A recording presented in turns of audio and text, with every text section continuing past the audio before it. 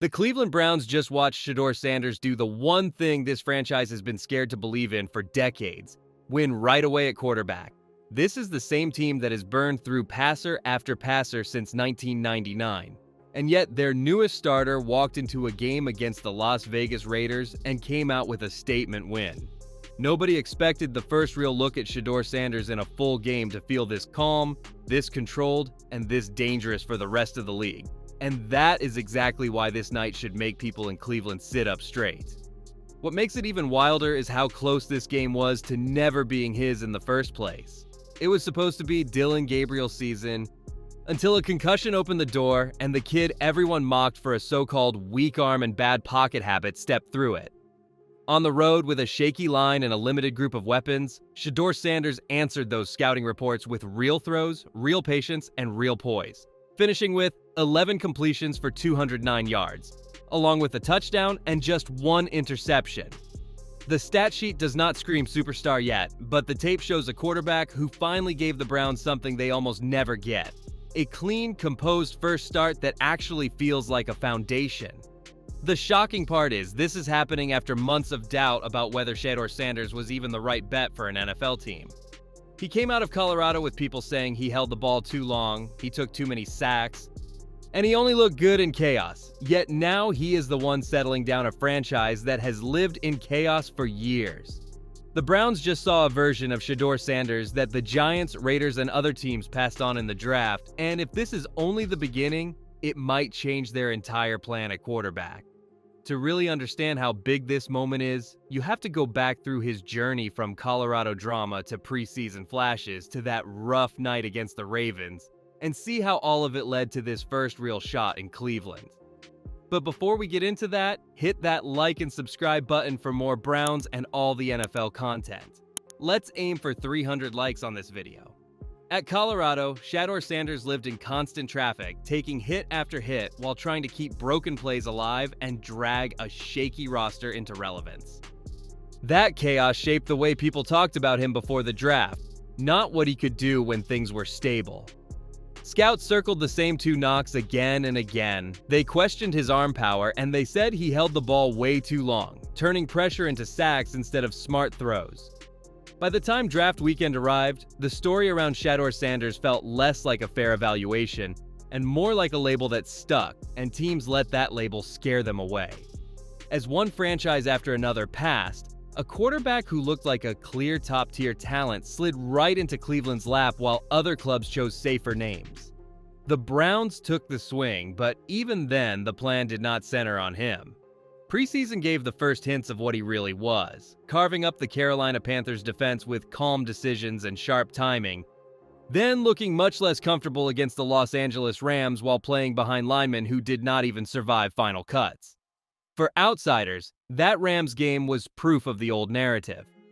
For coaches inside the building, it was a reminder that you cannot judge a rookie on snaps where his protection is already beaten before the ball is snapped. His true opening came in the most unpredictable way, with Dillon Gabriel leaving the Baltimore game after a concussion and Shedeur Sanders suddenly being thrown into a tight contest on the road. The numbers were rough: 4 completions on 16 attempts for 47 yards, with 1 interception. And his pocket discipline in that cameo was messy as he drifted sideways instead of stepping up. Social media rushed to call it a disaster, but the staff saw something different. A young passer processing live bullets without first-team practice reps while still dropping a few precise throws that were ruined by defensive plays. That night quietly convinced people in the building that if he ever got a full week as the starter, the league would see a very different version. And that is where the story of his debut against the Raiders and the reality of the roster around him really starts to collide. Around Shedeur Sanders, the Cleveland Browns offense is not built like a highlight reel, it is built like a test. The line in front of him is patched together and far from dominant, which means every snap asks him to solve pressure, rather than sit in comfort. On the outside, Jerry Jeudy has been pushed into a role that does not match his game as a true first option, while David Njoku and Harold Fannin carry a lot of the load in the middle of the field and even in the backfield when they move around the formation. Young pieces like Malachi Corley and Cedric Tillman are still trying to find their place, and the run game leans on Quinshon Judkins and Dylan Sampson. Two backs who can explode in space but need help from a line that is often just trying to survive. All of this sits under the shadow of the Deshaun Watson trade and contract, which still eats into resources and keeps this roster from being stocked with easy answers for its new quarterback. That is why the shift on the sideline matters so much. Kevin Stefanski handed over play calling to Tommy Rees, and you can feel the change in rhythm as the Browns play faster and get the ball out of Shedeur Sanders' hands more quickly. Instead of long, slow developing concepts that expose the line, the plan leans into quick throws, screens, and simple reads that let him stay on time and protect himself while still finding chances to attack. It is not about turning him into a safe game manager. It is about giving a rookie quarterback a structure he can actually grow in while the roster catches up. When you think about how Joe Flacco and Dillon Gabriel looked in this same system with their own styles and limitations, it makes this version of the offense feel like it is finally built with Shedeur Sanders in mind rather than forcing him into someone else's blueprint.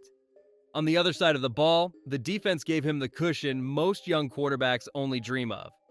Myles Garrett is playing like the best defender in football, wrecking protections every week and setting a tone that the rest of the front has fully bought into. Against the Raiders, that unit smothered Geno Smith, piling up 10 sacks and turning every dropback into a survival drill, which meant the Browns' offense never had to chase the game or press and panic. Instead, Shedeur Sanders could match that energy with calm, make smart choices, and pick his moments to be aggressive in the passing game. The real question now is how he used that support to answer every doubt about his arm talent and pocket control, because the throws he made in this debut went straight at the old scouting report and tore it apart. The biggest myth around Shedeur Sanders was that his arm was just average, and that story died the moment he uncorked that deep shot to Isaiah Bond. Rolling out with Max Crosby flying in from behind, no clean platform, no chance to sit and relax, he still launched the ball more than 50 yards in the air and dropped it right near the goal line where only his receiver could touch it. That is not a safe throw, that is a big-time quarterback throw. The kind front offices say they want in January when every window is tight. In one play, he showed the difference between college talk and NFL proof, and you could feel the entire conversation about his arm change in real time. Just as important as the distance was the way he handled the chaos around him.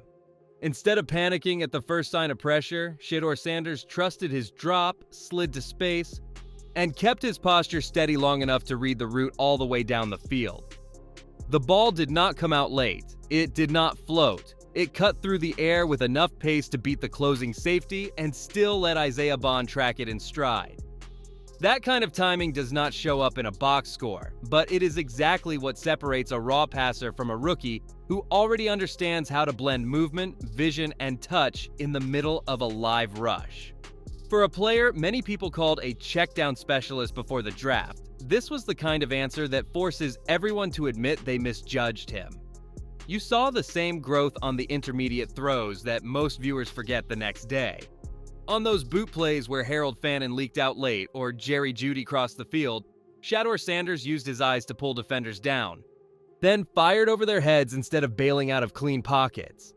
The ball came out on time, with enough zip to hit receivers before the help arrived, and with enough control to let them run after the catch.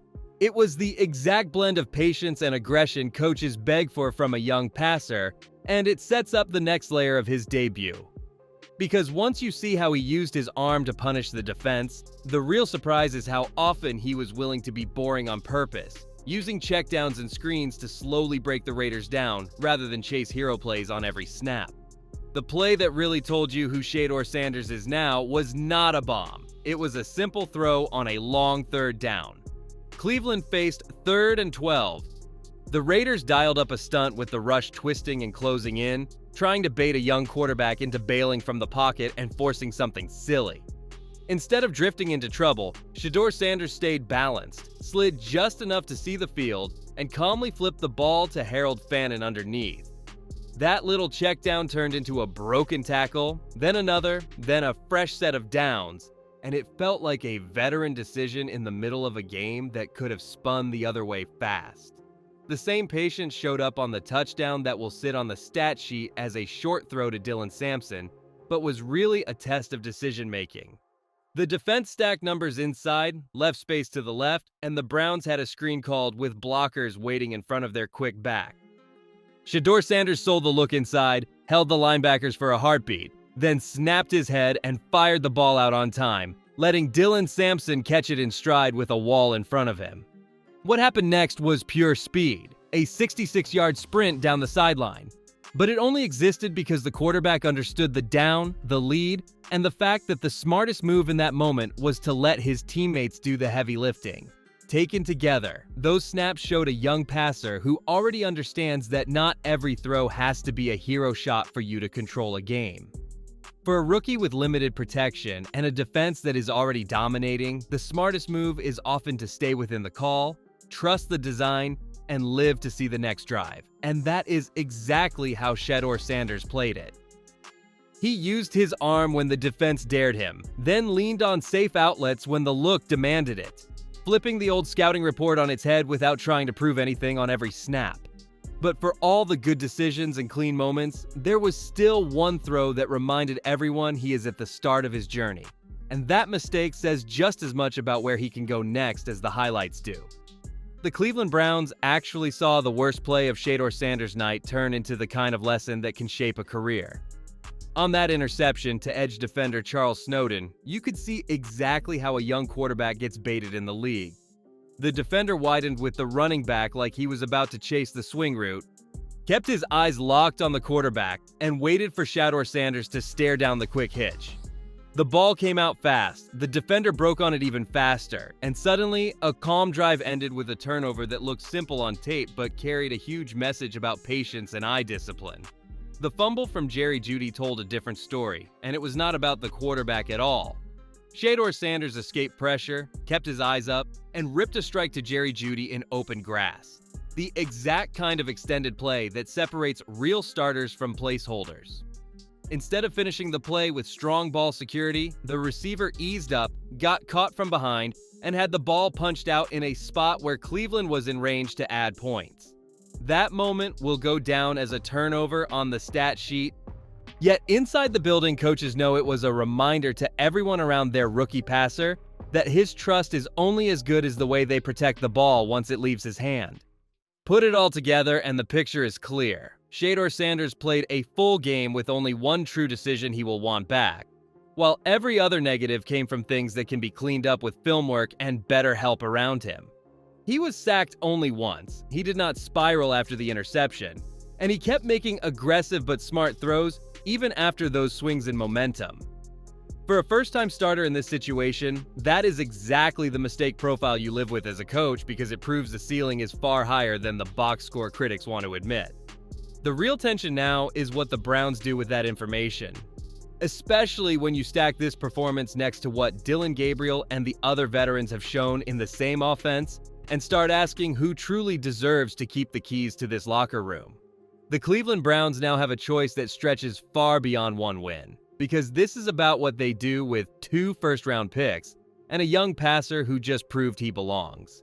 They can treat Shedeur Sanders like a short-term patch while they chase another name in the next draft, or they can see this debut for what it really is, proof that they finally have a quarterback they can grow with if they back him correctly. That would mean using one of those premium picks on a true outside threat, a wide receiver who scares defenses deep and changes how coverages rotate, instead of burning more capital chasing another maybe at the same position. In simple terms, Cleveland has to decide if it trusts what it just saw on the field enough to build around it, rather than starting the same search all over again. Look around the league and the blueprint is right in front of them.